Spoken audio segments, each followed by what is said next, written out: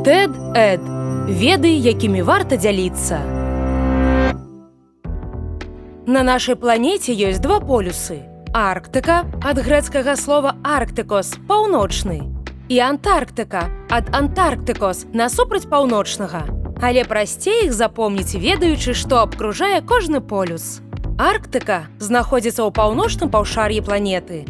Гэта акіян, абкружаны сушай. На іншым баку зямлі Антарктыка – гэта кантынент, абкружаны акіянам. У Арктыцы жывуць палярныя мядзведзі. У Антарктыцы жывуць пінгвіны і няма мядзведзяў. Спачатку пагаворым пра Арктыку. Гэта вялікі акіян, пакрыты лёдам і абкружаны зонай бязлеснай вечнай мерзлаты. Гэта рэгіён паміж паўночным палярным кругам і паўночным полюсам. Калі стаяць на паўночным полюсе, куды ні паглядзіўся, напрамкі будуць на поўдзень. Але стаяць там доўга будзе складана, бо гэта цэнтр акіяна, пакрыты зменлівым і рухомым слоем лёду. Калі праваліцеся пад лёд на паўночным полюсе, то пойдзеце пад ваду на глыбіню больш за 4 кіламетры. Над вадой сярэдняя тэмпература зімой можа апускацца да мінус 40 па Цельсію. А самая нізкая зафіксаваная тэмпература была каля мінус 68. Нягледзячы на жорсткія ўмовы, людзі тысячагоддзямі жывуць у Арктыцы. Арктыку насяляюць арганізмы, якія жывуць у льдах. Зоопланктон і фітапланктон, рыбы і марскія млекакормячыя, птушкі, наземныя жывёлы, расліны і супольнасці людзей. Добра, што наконт Антарктыкі. Антарктыда – самы паўднёвы кантынент Зямлі. Яна знаходзіцца на паўднёвым полюсе.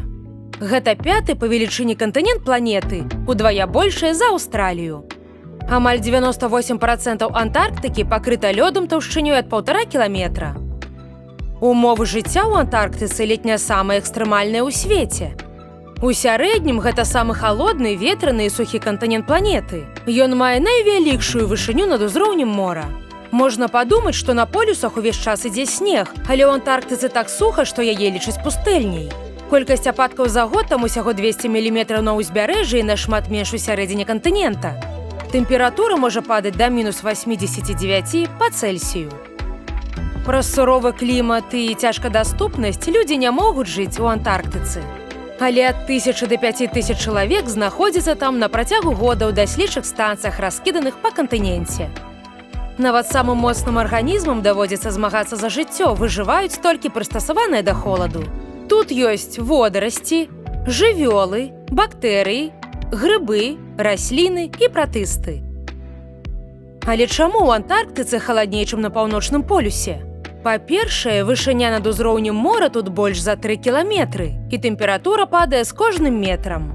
Вось чаму пікі гор пакрытыя снегам. Па-другое, як помніце, Арктыка – гэта проста замерзлы акіян. Акіянскія воды пад льдом цяплейшыя, чым прамерзлая глеба Антарктыкі. І гэта цяпло прасочваецца праз лёд у паветра. Менавіта гэта не дазваляе тэмпературу ў Арктыцы ўпасці так нізка, як у Антарктыцы. Па-трэцяе, поры году гуляюць супраць Антарктыкі. Падчас афеліі ў ліпені, калі зямля знаходзіцца найдалей ад сонца, у Арктыцы яшчэ і зіма, што стварае двайны ўдар холаду ў паўднёвым полюсе. Нягледзячы на то, як там цяжка жыць, Арктыка і Антарктыка робяць нашу планету такой, якая яна ёсць.